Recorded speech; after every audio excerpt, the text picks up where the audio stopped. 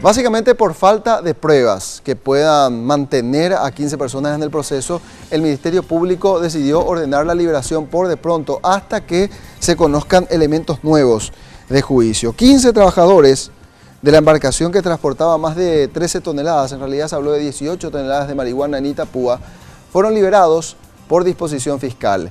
El oficio aclara que si se encuentran nuevos elementos se actuará conforme a lo que establece la ley, es decir, volverán a ser procesados.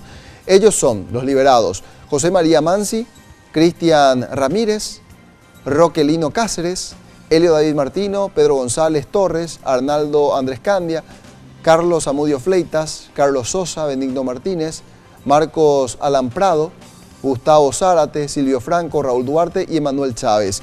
Eran trabajadores con distintas funciones en el buque y alegaron ser trabajadores de buena fe y que no estaban al tanto de que se transportaba una mercadería ilegal en el interior de los contenedores. Por otro lado, el capitán, identificado como Alcides Lugo, permanece recluido en el cuartel central de la SENAD a la espera de la decisión de la Fiscalía en torno a su situación, teniendo en cuenta su rol de líder de esta embarcación.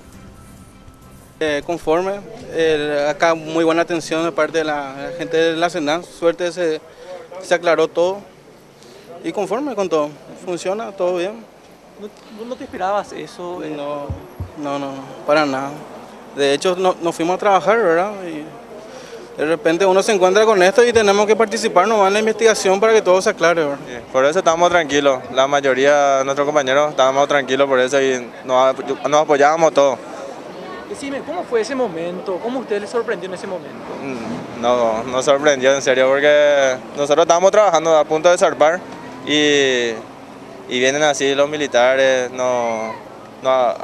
¿cómo se dice? Nos acorralan, vamos a decir, pero siempre con buen trato. Nos encerraron, nos dijeron que apaguemos nuestro teléfono y eso. Después ya vinieron todos los de la SENAD y ya empezaron a buscar la droga.